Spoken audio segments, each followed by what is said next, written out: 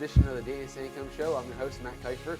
With me, as always, head coach Danny Sancomb. It's the first one here in 2025, our second one of the year. So it's been about a month since we've done this. So we had Christmas, New Year's, all that stuff, but we had a lot of basketball in between there. We have. So looking back, first one here since last show was December 14th, a game in Hammer Hall, one of those ones that was, go back to Hammer every once in a while, it's kind of a throwback kind of contest there. Graduation was that same day, so the convo was a little busy, so it was right next door. It's a nice feature to have, sort of having two facilities right there. Faced the school in Wilmington, a team that don't really face a whole lot, but it was a scrappy bunch, and it definitely gave trouble for the Vulcans there.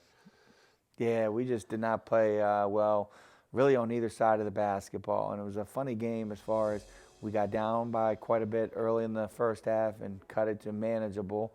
And in the second half, they were able to extend the lead big again, and we were able to cut it down late. But then we just kind of ran out of gas, and just didn't think effort was good and execution was very good that game. It's one of those games you talked about the lead there. They got a 20-point lead with about 7 minutes left.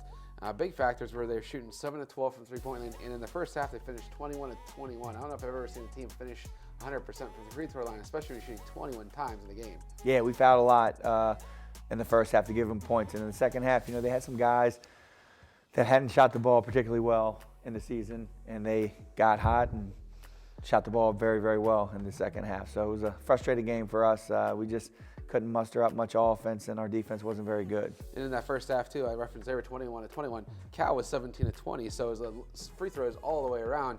It was 46-38 at half, and definitely a lot of points scored at the free throw line. But in that game, Dolman Alexander really had a big game, 21 points, 15 rebounds, and just played really well both ends of the floor. Had a couple blocks and 4 steals. Yeah, Dolman played solid that game. He did. He was very active and actually had a lot of passion that came out in that game about wanting to win and communicating with his teammates and timeouts and so forth. So that was positive to see from him. Dolman's had a solid year for us thus far. We obviously need him to continue to play at a high level. Yeah, and in the game too, Cam finished with 20 and Jordan 16. All those points at the free throw line. In that game, though, Caden Haney comes back for the first time in 2 weeks, so he definitely saw a little bit of idea of taking time off. But also in the lineup missing was Donald, who is still sitting out with some injury time.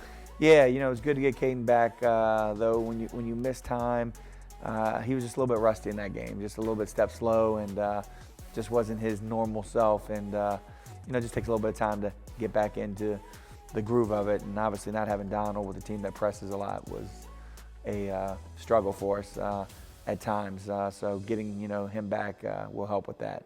And facing a Wilmington school, it's not a PSAC team, so it's one of those ones non-conference. A little bit of time they're trying to figure everything out. But then you come back in the PSAC crossover play, going back to the normal gym against Bloomsburg. A team there ended up suffering an 86-84 loss right there at the end there. Tough way to end that contest. Yeah, we struggled that game early, and I thought we showed good fight last 6 minutes. We gave ourselves a chance to get a shot at the end and win the game. We just didn't execute, and we didn't get a shot. So it was a little bit frustrating from that standpoint, when you have the ball with about 4.5 seconds left on the side and you can't get a shot off. We've got to be better, with that. So that was a little bit frustrating for us. But I thought the last 5 or 6 minutes that we did show some fight and spark and almost were able to steal that game from them because they had played better than us up to that point. And that's the game there. Don comes back and plays that game, but you can see a little bit of rust there. He goes 4 of 16 from the floor, and all 4 were three-pointers.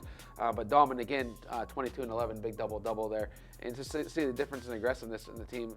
2 free throws in the first half, 18 in the second half. Yeah, I think we were hurt a little bit. Cam got in foul trouble in the first half, didn't play a lot, and he just against the zone just creates space for everybody. And I think when he was able to play, and I think he played all 20 minutes of the second half, we were just better offensively out there spacing. There was a little bit more lanes to drive and kick, and he was able to make shots as well. And we played better in the second half offensively as far as moving the ball and getting open shots, and I think that's why we shot the ball better in the second half. Yeah, you referenced Cam there. He had 22 points in 26 minutes right there. Tells you he shot 4 of 8 from the three-point lane. And Duncan Moy played 18 minutes that game, had 7 points, 4 boards, and 6 assists. Really passed the ball well there, especially for a freshman. Yeah, he did a good job getting some offensive rebounds and then drawing another defender on him and dropping it off to score. When he got an offensive rebound, he didn't score off of him, but he was able to give the assist to the player that did. So he was active with that. We need him to be active. He's athletic and has the ability to make those type of plays. Yeah, and then from there, you go to the last game of 2024. In last game, in PSAC crossover play, you guys travel out to Kutztown and get I'm sure, a very happy bus ride home after getting the first win in a while, getting the 87-73 victory at Kutztown. Yeah, very happy. We needed a win, and our guys had to fight for it. We were in a ton of foul trouble, especially in the first half, and we had to put a lot of different types of guys in there that usually don't play together. But we figured it out, and we were able to get a nice win on the road right before Christmas break, and hopefully, we wanted to take some momentum into that moving forward. But it was just a good team victory. A lot of guys did some good things offensively and defensively, and we were happy to get the win. Yeah, Donald was out that game again, just nursing a hamstring, but Keandre makes his third start of the year, first one since December 7th. You referenced a couple guys stepping up. Cam and Jordan had 27 and 23. Those guys really shot the ball well that game. Yeah, they got good looks. When they get good looks, they're going to make them. We screened well for those guys, and we moved the basketball. A big thing in that game, I remember, we had a lot of assists, and we shared the basketball, and we cut well and just screened well, and we executed well. When you do that, you're going to get some good looks. Yeah, he had 14 three-pointers in that game, had 25 assists, so those are perfect numbers there that you'd like to see, especially for a team to be able to spread the floor. In that game, Kane goes for 12 and 7, and then Duncan adds 11 off the bench. So you really had nice depth, had 5 guys in double digits, with Keandre adding 10 too. Yeah, and Keandre had a bunch of foul trouble, so he was very limited in that game as well. But we distributed the ball well. Anytime you have 25 assists, usually for us, that's going to lead to victory. Yeah, he ended up shooting over 53% from the floor, so it was one of the best shooting games you've had of the season. So it's a lot easier to win games when you put the ball in the basket. For sure, no doubt about it, no doubt about it. So that was looking back at the 2024. We'll take a break here, and we'll take a look here at the beginning of the PSAC West play with a start against Gannon, a team I was quite familiar with over the last couple months. Coach Danny Sancomb and the Vulcans men's basketball is ready to take the conference and the nation by storm this season. A non-conference schedule that starts on November 8th is followed by the PSAC West play in January. Pack the Convocation Center with 13 home games featuring non-conference foes such as Concord, Lincoln, and Wilmington, as well as conference opponents IUP, Gannon, Slippery Rock, Clarion, Edinboro, Seton Hill, and Pitt Johnstown. Follow Cal Vulcans for the all-up-to-date schedule. Catch all the games on YouTube with CUTV Sports 1 and also the PSAC Digital Network. If you're buzzed and doing this to make yourself feel okay to drive, you're not okay to drive. Sports fans, we cheer on our favorite teams at fields, gyms, arenas, and stadiums. But have you ever wondered what it's like to be a referee? Verbal abuse from fans, parents, and coaches is the #1 reason why many referees are walking away. And they're not being replaced quickly enough by new ones. So put yourself in the official shoes, act with respect, and be officially human.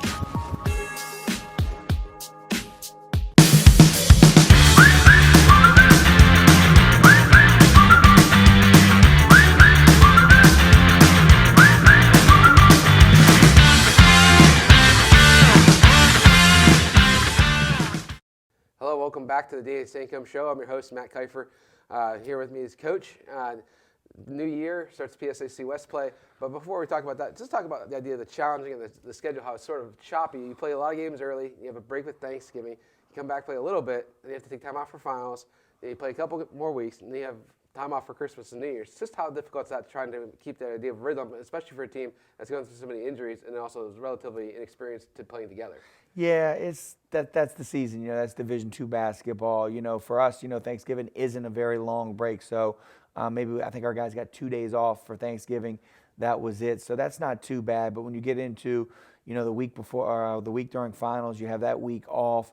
So you're trying to adjust practice schedules and trying to balance the time for them to be able to study and be successful on their exams. And then, you play 2 games, 3 games, and then you have the week off for Christmas. It's important that guys do stuff over the holidays. And, you need to, keep your edge. When you take a week off, it's tough. And, we were a little bit fortunate there, though we didn't perform well.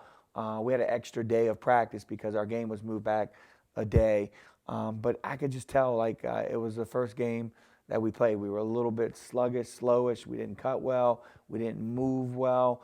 And, that's a tough team to play. They're a very good team, well-coached team, and they play a unique style, so they're going to press and trap. So they're going to, make you play more possessions than you normally do. And I think as the game went on, we just kind of wore down a little bit through that process. Yeah, we opened the year with Gannon there, team. It was in the rematch of the PSAC championship. But again, saying a rematch, both rosters are virtually entirely different from last year. Coaching staff is relatively the same a little bit. And Gannon, head coach, goes to Division I. They promote the assistant. And this is their last game playing at the Cathedral Preps gym, which is a crazy stat looking at between volleyball and basketball. I don't think they lost a game there. The three sports is insane. I don't know why they want to go back to the old hammer mill, but I think it's one of those things there. I'm sure Prep would love to have their gym back. But it's just a unique place to play there in terms of that gym. It's a little bit smaller like the high school gym, but the environment is different, especially for so many guys who didn't play in that gym really last year. Yeah, but it's a great facility.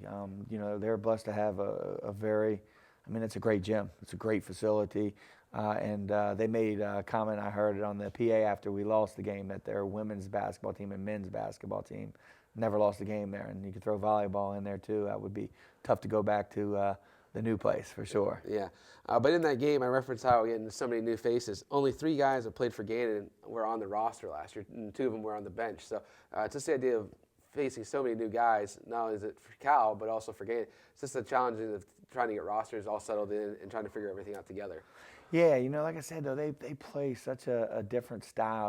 I'm very familiar with it with, the years with West Liberty. They're going to sub 5 guys at a time, and they really try to, wear you down through the course of a game, and they really are scrappy in the backcourt, trying to create turnovers and just add possessions to the game. And they do a very good job with that, and they punished us. They were ready to play, and we weren't. Yeah, in the game, Donald had 14, Keandre had 11, a couple guys around 8 to 11 points there as well. But just one of those things, the contest was 108 to 71. But the Vulcans, 6 to 30 from three-point line, tried to shoot it, but just ball wasn't going in that day. But the thing is, the basketball, you have another game coming up. Yes, it was a short break with playing Saturday, coming back around on Wednesday, especially with the snow we had. But the guys still had practice yesterday and things like that. You're getting ready for Slippery Rock tomorrow night. What have you seen so far on Slippery Rock, a team that was supposed to be in the top of the PSAC West standings in the preseason poll? They're playing good basketball. I think they've won 6 in a row now. They got off to a little bit of a slow start, but they had some injuries. Guys are back. They're playing at a high level. Had a nice win last night at Pitt Johnstown. They're long. They're athletic. They have the ability to multiple guys to attack off the dribble and get in the lane and finish or drop off to create easy opportunities. And their length on defense, is challenging. They have a lot of guys. They're not real big this year, but they're 6'4", 6'5", but very long and athletic, and they guard in the half court and make things difficult for teams. And we talked about the choppiness. Now we're in that stretch of the season where it's a routine of Wednesday, Saturdays.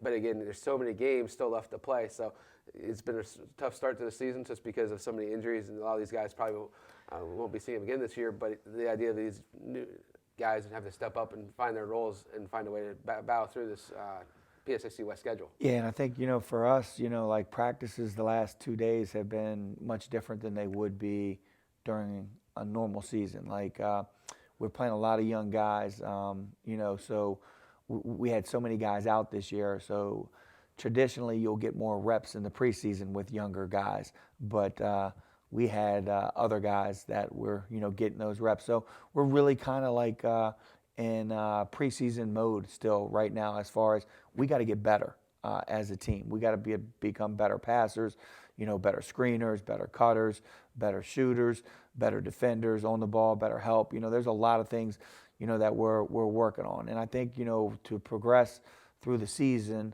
I say at one time, we thought we had a chance to compete for our league, compete for the region, and hopefully compete for a national championship. That has had to change with the number of injuries that we've had. And, our goal obviously now is to get better each and every day, which is always a goal of our team, but we've really got to take that into consideration with the young group that we have. And though we did really play poorly at Gannon, we have bounced back the last 2 days and have had very good practices. And now you just kind of hope that translates into Wednesday, and we have an opportunity to play well at home and get some momentum and get a big win. To beat Slippery Rock is going to be a challenge. We're going to have to play at a high level on both sides of the ball. They're very, like I mentioned, very talented, very good team that's very hot right now. And, to beat a team like that, it's going to boil down to toughness and execution. And we have to get better in both of those areas. Well, again, the Vulcans take the floor tomorrow night, Wednesday, against Slippery Rock at the Convocation Center, 7:30. Coach, thanks for the time. We'll see you here shortly. It won't be a whole month between our next visit, but thanks for taking the time today. Always. You've been watching CUTV, the Sancomb Show.